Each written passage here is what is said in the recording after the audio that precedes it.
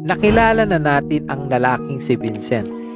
Alam naman natin na lumaki siya sa mayamang pamilya at hindi nasanay sa kahit na anumang hirap sa buhay. Kaya nga nung naranasan niya mawala ng pera, ay biglang nagbago ang pag-uugali nito. Nasanay kasi siya na gumastos ng gumastos sa mga bagay na gusto niyang gawin. Kaya noong nawalan siya ng pera, ay pinunan niya ang lahat ng kanyang pangangailangan sa pamamagitan ng pangungutang at pang-aabuso sa kanyang kasintahan na si Nicole, na nasaksihan naman natin sa unang bahagi ng ating kwento. Ito ay humantong pa nga sa punto na nagawa pang ipambayad ni Vincent si Nicole sa kanyang pinagkakautangan, na muntik nang ikapahamak ni Nicole at nang dinadala niyang sanggol. Pero ano nga ba ang nangyari matapos iwan ni Nicole si Vincent? Kamusta na silang dalawa? Si Nicole, matapos ang lahat ng kanyang mapait na dinanas kay Vincent, ay nagtrabahong muli at nagbagong buhay. Nagpakalayo-layo ito at nag-apply agad ng waitress sa isang restaurant malapit sa apartment na napili niyang tirhan kasama ang kanyang magiging anak. Siya ay natanggap naman agad na hindi na nakakapagtaka, lalo na nang nalaman ng restaurant na kanyang ina-applyan na dati na din itong naging waitress sa isang malaking restaurant. Naging mahirap man ang bawat araw para kay Nicole dahil nag-iisa na lamang siya, ay kinakaya niya pa rin ito. Walang pagod o hirap o pagsubok ang hindi niya kakayanin para sa kanyang magiging anak, para makapag-ipon siya at maibigay niya sa kanyang anak ang magandang buhay sa abot ng kanyang makakaya. Ang hindi niya napapansin ay may isang lalaking customer na palagi palang nakatingin sa kanya. Regular customer ito ng restaurant na kilalanin natin sa pangalang Mike. Ang ganda ni Nicole ay lubusang nagpahanga at nagpabighani kay Mike, lalo na kapag lumalapit si Nicole sa kanya, dala ang isang maganda at matamis na ngiti para siya ay pagsilbihan. Hanggang sa dumating na din ang oras na nakakuha na din ito ng lakas ng loob si Mike, kung saan sa paglabas ni Nicole ng restaurant para umuwi matapos ang maghapong pagtatrabaho, ay hindi nito inaasahan na may tumawag sa kanya at lumapit. Ito ay nakilala naman ni Nicole pero hindi pa nito alam ang kanyang pangalan. Nicole, Mike nga pala. Pakilala nito kay Nicole. Oh sir, ikaw pala. Ano may paglilingkod ko? May naging problema po ba sa services ko kanina? Wala naman. Yayayain sana kita kumain sa labas. Kung pwede lang sana. Sana mapagbigyan mo ako. Promise, hindi ako masamang tao. Gusto lang talaga kitang makausap. Si Nicole, dahil nakikita naman niya si Mike na mukhang mabait at wala naman siyang nararamdaman na kahit anong kaba, dito ay pumayag na rin siyang sumama. Sila ay sumakay sa magarang kotse ng pagmamay-ari ni Mike at sa kanilang biyahe ay nagsimula na ang kanilang pag-uusap at kwentuhan. Dito nalaman ni Mike ang ilang bagay sa buhay ni Nicole, katulad ng mag-isa na pala ito at wala nang nakakasama sa buhay. At nang nakapunta na sila sa restaurant at kumain, ay mas lalo pang nagkakilala ang dalawa. Bagamat hindi detalyadong ikinuwento ni Nicole ang mapait na nangyari sa kanya, ay naging malinaw kay Mike na dumanas ito ng matinding hirap sa piling ng isang mapang-abusong kasintahan. Nalaman naman ni Nicole na si Mike ay isang businessman na nagmamay-ari ng ilang malalaking negosyo sa kanilang lugar. Gayunpaman ay nilinaw din ni Nicole kay Mike na hindi pa siya handa makipagrelasyon muli. Wala siyang ibang iniisip ngayon kundi ang kanyang isisilang na anak. Alam mo, masakit umibig. Masakit iwan ang isang tao na noon ay nagbigay ngiti sa akin. Pero yun ang pinakatamang ginawa ko sa buong buhay ko. Dahil ayokong makagisna ng aking anak ang ganong klaseng ama na hindi kayang tumayo sa kanyang sariling paa. Naiintindihan kita, don't worry. Nais ko lang na makilala ka at hindi ako nagkamali. Hindi ka lang maganda sa panlabas. Sobrang ganda din ang iyong kalooban.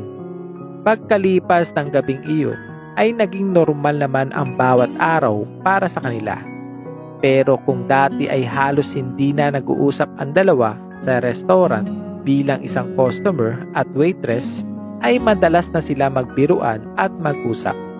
May pagkakataon din na kapag off ni Nicole sa trabaho, ay namamasyal na sila para mas lalo pang kilalanin ang isa't isa. Naging panatag ang damdamin ni Nicole kay Mike at tila napapalapit na siya dito. Sinasamahan na din ni Mike si Nicole sa ilang check-up nito. Pero hindi ito hinahayaan ni Nicole na tulungan siya sa kahit na anong gastos sa kanyang pangangailangan dahil gusto niyang mula sa kanyang pinaghirapan niyon na manggaling. Na siyang mas lalong hinangaan ni Mike kay Nicole. Bibihira ang ganung babae. Kahit pa alam naman ni Nicole na madali para kay Mike na tulungan siya sa lahat ng bagay. Dahil nga hindi ang yaman ni Mike ang dahilan kaya siya sinasamahan nito, kundi ang pagiging palabiro, malambing at marespeto nito sa kanya. Naging matiisin din si Mike sa kanyang nararamdaman. Ang makasama niya lamang si Nicole ay sapat na para sa kanya. Pero gaya nga ng sinasabi nila, ang pag-ibig ay hindi mo maiiwasan. Isang gabi sa kanilang pamamasyal ay may sinabi si Mike kay Nicole na hindi nito inaasahan, kung saan nagtapat ito sa kanya sa pagbabakasakaling tatanggapin nito ang kanyang pag-ibig at kung hindi naman ay irerespeto ni Mike ang magiging sagot nito. Pero mas magugulat si Mike sa naging sagot ni Nicole dahil sinagot niya ito sa pamamagitan ng isang matamis na halik. At doon nagsimula ang kanilang matamis na pagmamahalan hanggang sa ikasal sila matapos maipanganak ni Nicole ang kanyang anak na babae na pinangalanan niyang Jasmine. Simula ng manganak at ikasal si Nicole ay hindi na din ito nagtrabaho at nag-focus na lamang ito bilang isang mabuting asawa at ina para sa kanyang pamilya. At makalipas ang 10 taon ay mas lalong naging successful pa si Mike sa kanyang negosyo. Si Vincent naman sa kabilang banda, simula nang mamatay at maipagmana ng kanyang ina sa kanya ang kanilang negosyo, ay nagsimula na itong bumagsak na humantong sa pagkakabaon ni Vincent sa milyon-milyong pang-utang dahil sa bisyo nito. Kaya walang nagawa si Vincent kundi maghanap na lamang ng isang mayaman na negosyante na magkakaroon pa ng interes na bilihin ang kanya pang ilan nitong pagmamay-ari na pinaghirapan ng kanyang magulang at para makabawi sa kanyang mga atraso. Hanggang sa may nakapagsabi kay Mike na isang kaibigan tungkol sa bagay na yun na nagbigay interes din sa kanya. Lalo na nang malaman niya ang pangalan ng may-ari nito na pamilyar sa kanya at minsan ang ikinuwento na din sa kanya ng kanyang asawa. Agad naman sinabi ito ni Mike kay Nicole at dito ay nakapag-usap sila tungkol sa isang plano na napagkasunduan nilang gawin. Isang araw ay tumawag si Mike kay Vincent para sabihing interesado na ito bilhin ang kanyang assets. Naging maayos naman ang negosasyon nila na naisipan pa nilang dalawa na magkita sa isang restaurant kung saan nagtatrabaho si Nicole noon. At sa takdang panahon ng kanilang pagkikita ay nagulat si Vincent dahil kasama ni Mike si Nicole na ipinakilala niya bilang kanyang asawa. Kasama ang kanilang anak na si Jasmine na nakaapelyido kay Mike simula nang maipanganak niya ito. Nagulat ka ba? Naalala mo pa ba ako? Dito mo ako unang nakita at nakilala. Pero huwag kang mag-alala dahil lumipas na yun. Napatawad na kita. Pinakausapan ko ang aking asawa na bilhin ang mga assets mo dahil alam kong kailangan mo yun. Kailangan mo yun para makabawi sa lahat ng naging pagkakamali mo. Hindi pa huli ang lahat para magbagong buhay, Vincent. Sana sa pagkakataong ito ay magbago ka na ngayon at maranasan mo din kung paano mahalin at magmahal ng tunay. Dito naiyak ng tuluyan si Vincent habang lubusang nagpasalamat sa mag-asawa lalo na kay Nicole dahil sa kanyang mga nagawa. Anak, bago tayo umalis, yakap ka muna kay Tito Vincent mo. Niyakap naman ito ng mahigpit ni Vincent. Matapos iyon ay nakipagkamay ito kay Mike para sa isang maayos na negosasyon. At dito naging maayos ang lahat para sa kanila. Lumipas ang ilang taon ay tinupad ni Vincent ang kanyang pangako kung saan nagtayo ito ng bago niyang negosyo na ngayon ay pinagbuhusan na niya ng pagod at pagsisikap. Gayon din ay hinayaan din nila Nicole at Vincent na maging malapit ito sa kanila. Dahilan para madalas ay makadalaw din ito sa kanyang anak.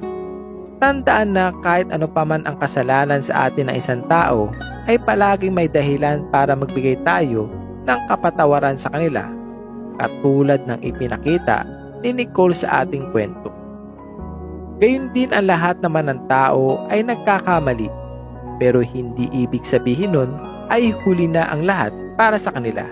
At yan ang natutunan ni Vincent kaya nagbigay daan ito sa kanyang pagbabagong buhay. Ano ang masasabi nyo sa kwentong ito? Maraming salamat po.